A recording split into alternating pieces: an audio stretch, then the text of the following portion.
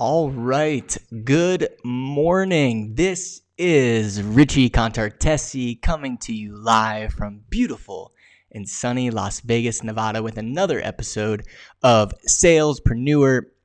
And in this video, in this episode, how to overcome the fear of not bothering people or not interrupting people. This is something that if you're in sales, if you're an entrepreneur, that you've absolutely 100% have had to deal with. There is literally no way around this. It is 100% the way it is, something that we deal with, something that we have to face. And there's some different ways that we can go about handling it. And there's really two factors in this when it comes to dealing or with interrupting or bothering people. There's two factors to this. And yesterday, a great scenario happened to me. And by the way, if you have any questions throughout, make sure to go ahead and comment your questions. And then at the end, I will definitely get back to them. Give me a quick shout out. Let me know that you are here and ready to rock and roll on a beautiful Monday morning. So I was walking through the mall, and this one girl was at one of the middle stations where they have different things that they're always trying to solicit and sell, right? Totally cool. Walking by, and this girl had all the confidence in the world. She like just had zero fear, didn't care at all. And she asked the question, "Can I have 1 second of your time?" And I'm walking with my dad, and and he goes, "That's the 1 second." And she had the confidence, but she didn't have the right technique. She didn't ask the right questions. And that's obviously a problem. If you can have the right technique, but if you're not asking the right questions, then you're going to bother people. You're going to annoy people. And that's what she did twice.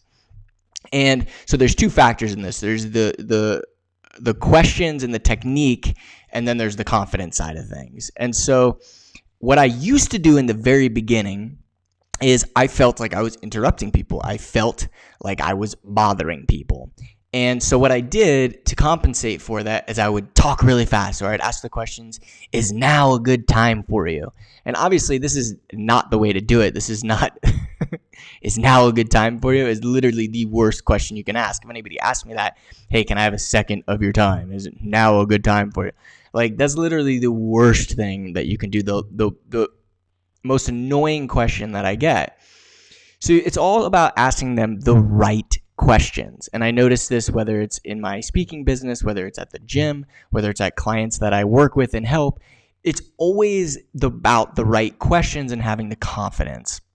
And so when you look at these two things, confidence and technique, confidence is easy, and we'll talk about that. But I want to talk about technique first and the questions that you ask. All right. So there's really two factors in this. You have the B2B side of things, and then you have the B2C side of things. The B2B side of things is an easy question. Whether you're calling, you're emailing, you're face-to-face, you're in person, you're knocking on doors, it's always the most easiest question to get in and to ask is to ask the question, who is in charge?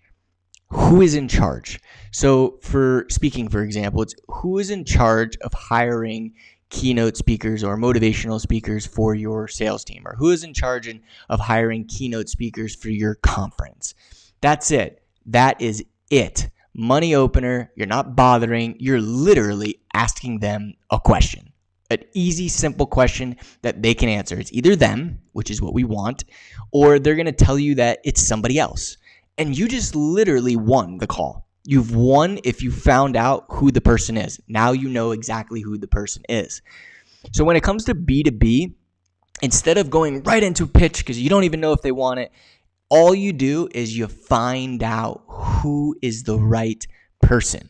Now, B2C is a little bit different. So B2C, let's talk about this for a second. This is exactly the mall scenario yesterday.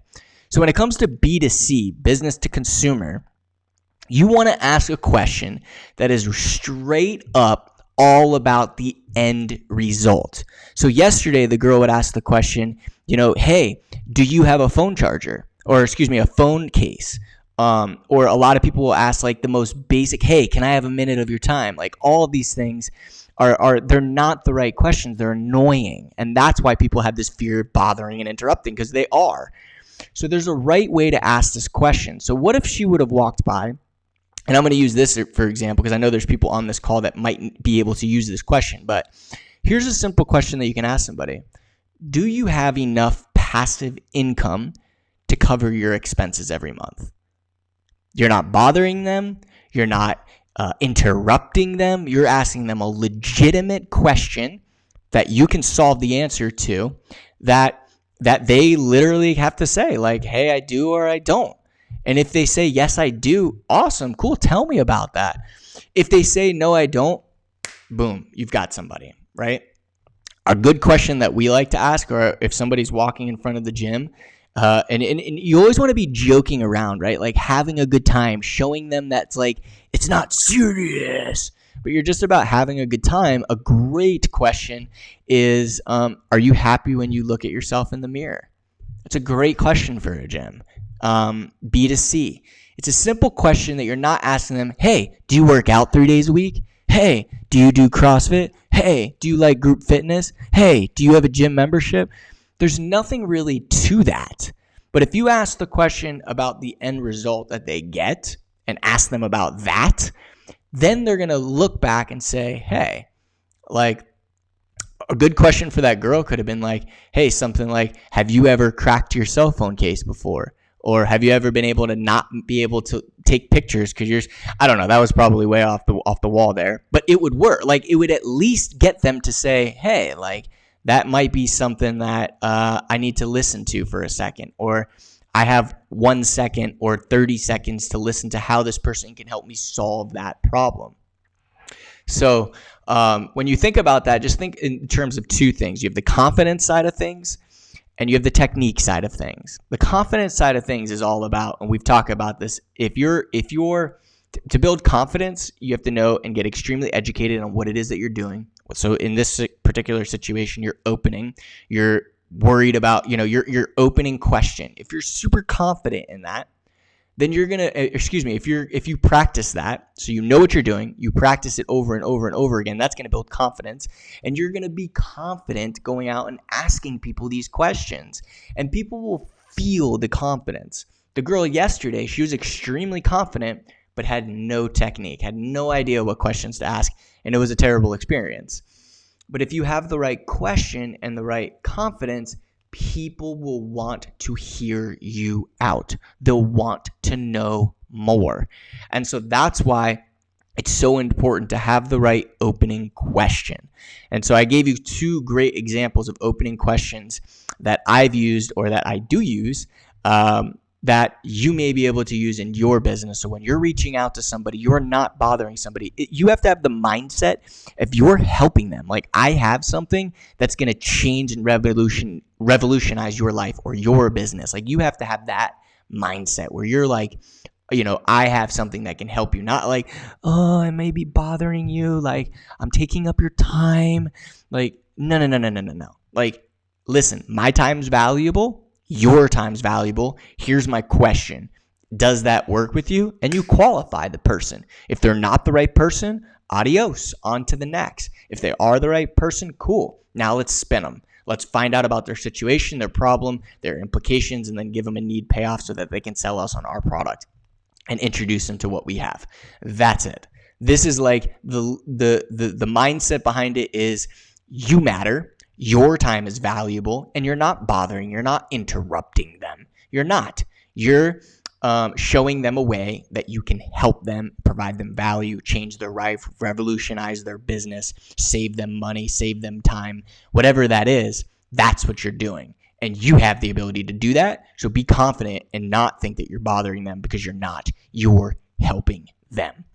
So that is all the content that I have here. What's up, Mr. Dinger, my man? Don't be afraid to ask. Absolutely not. Brother, I'm thrilled when I look in the mirror. I know you are, man. I know you are, Dinger. But awesome. So I hope that gave you guys some insight. I don't have any other questions here.